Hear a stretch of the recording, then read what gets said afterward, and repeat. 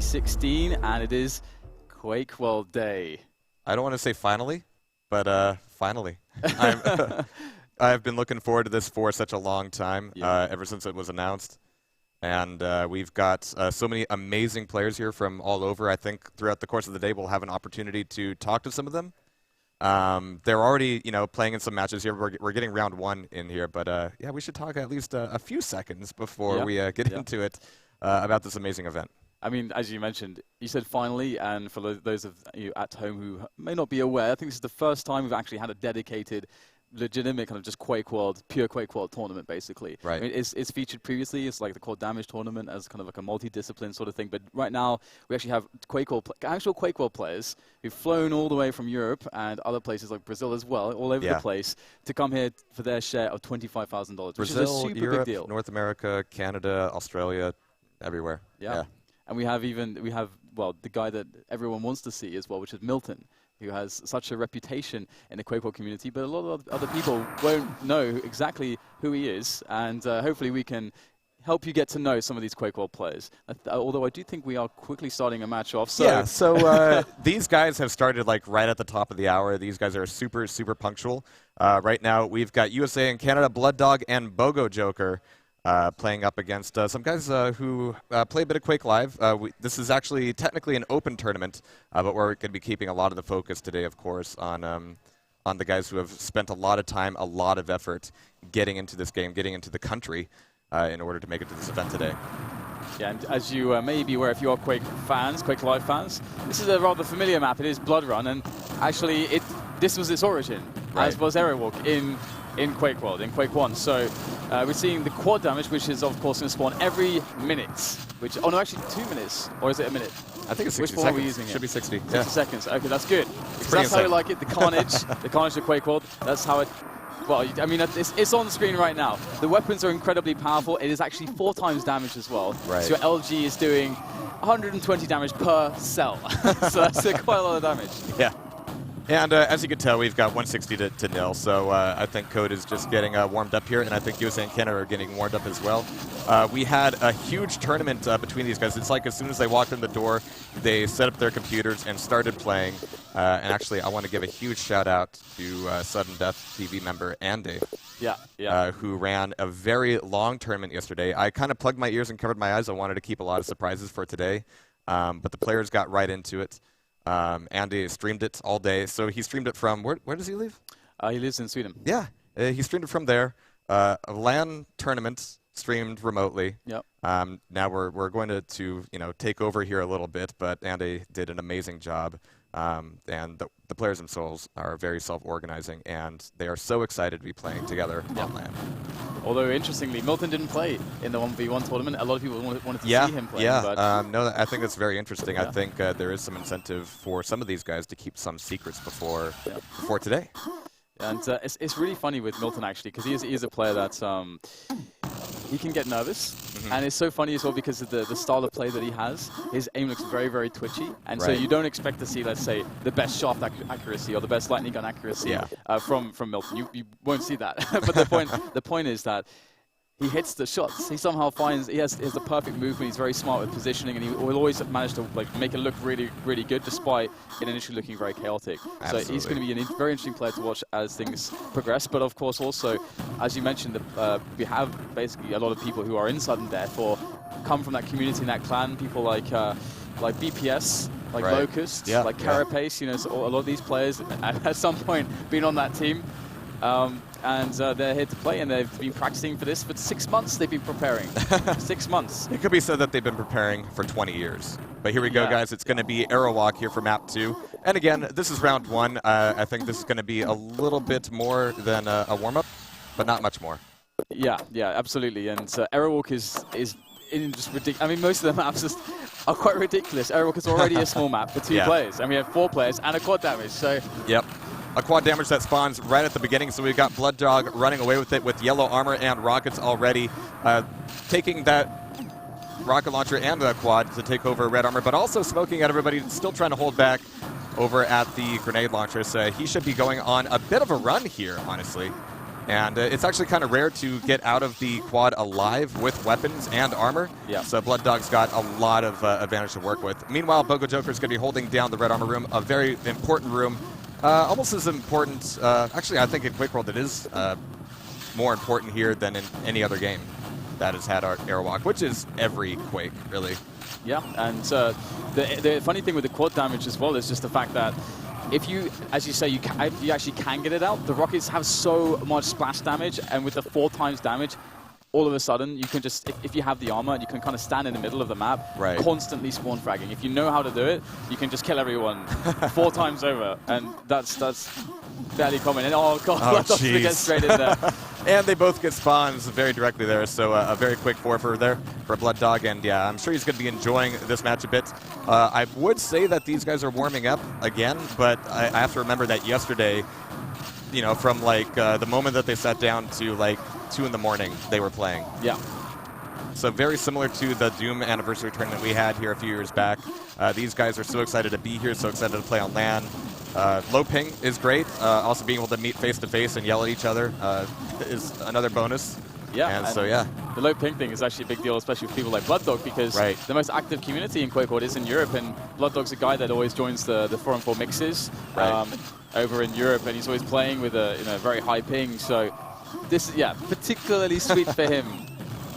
And we do have players who are, known to have a lot of latency and internet connection issues. Players like Thumpa, who almost always has packet loss from his home location. So here, I'm honestly curious to see if he has any packet loss here. Maybe he brought it with him. That'd be quite funny. Well, I mean, you can see already just a lot of domination here from Blood Dog and from Bogo. But Code has picked up 3 frags, which is actually kind of significant here. Being able to take any away on a map like Aerowalk, where you have quad almost out all the time, and now that he's armored up and with LG and rockets, he's just going to be an unstoppable force. So, getting 3 frags off these guys is certainly a worthy start to the morning. I want to find a moment to just press the button which releases the scoreboard, but if I do that, we are going to miss probably 10 frags during those few seconds. So, either way, I mean, when it comes to this map, this is one of the more individual skill-based maps as far as 2-on-2 goes. Of course, everything involves individual skill, but because the action is so consistent and constant, you have to have perfect anticipation. You've got to have a really good spatial awareness on the map of exactly what's going on, and all the spaces are very enclosed as well. So if you really know how to use the rockets, all the damage adds up. Every single rocket you can shoot should be able to connect with somebody. And, and actually running the rocket launch, the red armor is a really big deal as well. So if you use a team play to do that, and you need to have like perfect LG, really strong rockets, because you just don't get opportunities to miss in this situation, because this happens. If you Absolutely. And of course, being 2v2, you can't cover all the map all the time. Well, I mean, you can move fast enough that you almost can, but positioning on quad and positioning on red armor and when to move from red to quad and vice versa ends up being a major element in just determining, how much control of the map do we have, when do we lose it, when are there opportunities for the enemy to maybe push in, get between us, and take over red. Yeah, and you can already see that. I think we might see this situation a few times today, because QuakeWorld is perhaps one of the most unforgiving games that exists in this world, in this plane that we live in. Absolutely. Especially a map like Aerowalk. I think the Code guys might have gotten a little bit more time to blink and or breathe in a map like DM2. But no, this is a good way to warm up for sure. Yeah, there's no downtime. The intensity is just constant. The only other map that's I think as intense as this, I would say if I had to rank it, would be like I would actually say DM4. Of course. Then then maybe this kind of like on par-ish, and then I'd probably throw in ZTN actually Blood Run, I think, because Blood Run can actually have quite a lot of pace to it as well. A lot of spawn frags as well, Yeah, and spawn frags, that's fun. We will have to address that at some point during the day. Yeah. But yeah, I think we're seeing just a lot of them right now. But again, I think J-Dubs, he's a Quake Live player. This is his 2nd year here, actually, and more than happy to pick up a teammate and get into game. And actually, I envy him a little bit. I know that I would get smashed by these guys as well, but there's some joy in that by itself. And it's just being in the same server with these guys. Oh yeah, no, absolutely. Especially because these guys kind of live and breathe this. It's like this is their passion. This is their sport. Right, yeah. Essentially for a lot of these guys. Quake in any iteration. But the interesting thing is the different iterations, and as you say, Quake Live player into QuakeWorld is such an... I had this conversation with Milton about this yesterday, where he was saying, he feels it's very hard to switch games. It's very, very difficult to do that, because the feeling is even though it's relatable, it's not the same. Right. It's not the same. And there's so much minutia to QuakeWorld and the various Quakes, actually. So, yeah, I could definitely get on board with that notion. I mean, being someone that has played all the Quakes to a huge amount, with a huge amount of time, I actually feel like it's harder if you're any other kind of Quake player going to QuakeWorld than vice versa. I think it's easier maybe if you're a QuakeWorld player, because this game is just, there's just so many weirdly or seemingly unintuitive things that you can't bring over from other games. There are some obtuse things, yeah. But that's part of the joy of it by itself, too. Oh, yeah. All right, so Blood Dog, our camera hasn't really left him. I'm not sure if he's died very much at all. We're constantly seeing him on the quad, enjoying red armor handed to him by Bogo Joker, which might mean that Bogo Joker might not be getting as many frags as Blood Dog, but, they're a team. They understand what's important in life. Although getting the win, getting the net 100, With all the quad pines, I kind of worry for his teammate, to be honest. There's quad damage pines floating around the map. We've seen a few team frags, yeah. I think we're going to see a lot of those today as well. It's good stuff. I mean, this is a game as well where like talking about unintuitive things or strange game mechanics.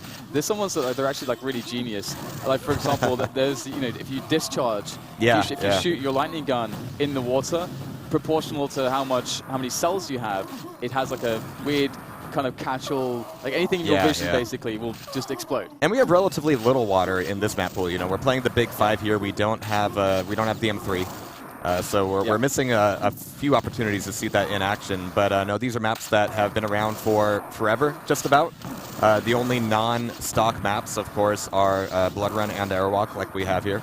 But even they came out in, like, what, 97? So they're almost as old. But no, these are definitely the maps that everybody needs to know. These are the staples of the community.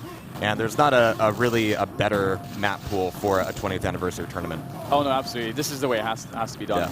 Yeah. And one thing that you'll probably notice as well that is after watching this for the past 8 minutes is that this weapon stay is, that's a big difference from 4-on-4, which is which is kind of I would love to talk at length about weapon stay at some point when we have time. We can do that. I'm the right guy to be sat next to you for that. Awesome. Yeah, but it means the action's really fast and it's less resource control focus. It's more about getting in there and doing the damage, which is why this is just complete chaos. Right. Now, at this point, usually online, this is where I start talking about, what can Code do to kind of maybe, maybe not win, but maybe stop losing as hard. Just stop the complete atrophy of frags. But there's relatively little to say at this point just because Bogo is that experienced in terms of movement and aim and positioning. And in QuakeWorld, of course, you have so narrow windows in order to, spawn, get a weapon, and maybe do something useful. And they just don't have time. And the movement is a massive deal. Like there's such a huge skill ceiling behind movement. Anybody has played any games which have used the Hektik 1 engine, which is a lot, then you'll be familiar with the air control features. And actually, it is quite similar in those games, but the focus is, you don't have the freedom that you have in this game to just control the direction. Because you can bunny hop with every single movement key. And also you can do it diagonally as well by holding 2 down. So you can actually do a lot of fancy tricks, and also using momentum, you can just you'll actually see it happening with players. They'll be dodging in midair. When they get popped up, if they have some momentum, they'll try to bunny hop in a way that they're facing their opponent, but kind of circling around them in the air. So there's a lot going on. Not entirely intuitive, but it's beautiful to see in action. It is gorgeous. I feel like we should, the ends. When people play, we should show that at some point. I feel like. Oh, absolutely. And even smashes like this are. I'm just been keeping my eyes glued to the screen here, just because it's poetry in motion. All right, what kind of poetry are we talking? Haiku? Beat poetry, I think, is proper here. Yeah. So nothing Tennyson. No epics. No Wordsworth. No. All right. Okay.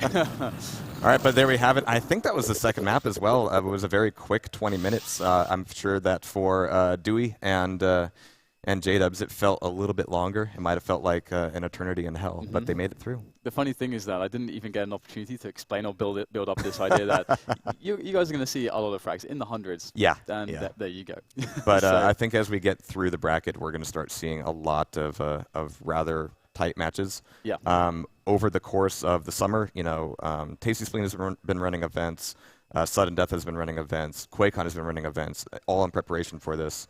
And, some players like Blood Dog, he just got married and is just, I think, coming back from honeymoon. So we haven't been able to see him in all those events. This should be the honeymoon, surely. I tend to agree. I mean, I had mine here. Not my call, obviously. But we had a lot of opportunity to see some of these players. Some of them, are going to be coming in a little bit more fresh. But we saw a lot of matches that were very high scoring, towards the hundreds, but also like 1 or 2 frags apart. Yeah. Oh, yeah, that's how it goes. It boggles the mind that that can even happen so consistently between these teams. But that's why they're invited. That's why they're here. Yeah, and I'm really looking forward to actually getting into some of the other maps like DM2 and DM6. Yeah. Maps which you can talk a lot about because your Aerowalks and your Aerowalks and DM4s, it's not so much to talk about. Although I think with DM4, DM4 was very frustrating for me because I don't know if we have time to go into this. I imagine we can just talk. But, so DM4 was very frustrating for me because I came into QuakeWorld learning it already being from Quake 3 and being a very good Quake 3 player. So I had all the skill basically, and my movement was very good. But and it's so simple, right? Right. It's just like there's like a couple platforms, a couple corridors, and a couple items. And for some reason, I just couldn't find ways to actually beat players that I felt like I should be able to beat because there's so many, like the minutiae of it. There's so many nuanced parts of just understanding all the patterns and how everything works. And it's because it's so fast that it just took a lot of training. And I still couldn't get that. It was the hardest map for me to learn. The hardest one. Aerowalk is fine. Blood Run is fine. This all normal stuff. But DM4 is just, I don't know. It's so weird. And the maps change incredibly depending on what mode you're playing. I think, before this, I watched a lot of EQL, covered a bit of EQL. I think we did some EQL stuff together at some point. I actually did my first ever cast. Ever. With Jahan. Not many people know that. And it was, maybe EQL. I think it was a DM2 It should have been 4v4, yeah. 5 years ago, probably. Oh, wow. We're old now. Yeah. Not as old as these guys, though. But yeah, in 4v4, it's one thing. In 2v2, it's another thing altogether. And I think, I haven't watched a whole lot of 2v2 before this year, but I've gotten a lot of new respect for maps like DM6 and 2v2, DM4, obviously. DM2 is completely different in 2-on-2 rather than 4-on-4. So yeah, there's a lot to be gleaned from this, and I think we're going to have a lot of matches today. So I think we're going to find out where our next one is. Of course, that one was over pretty quickly. We're going to see if maybe there's another round 1 match we can hop into. If not, we'll be looking for round 2 here pretty soon.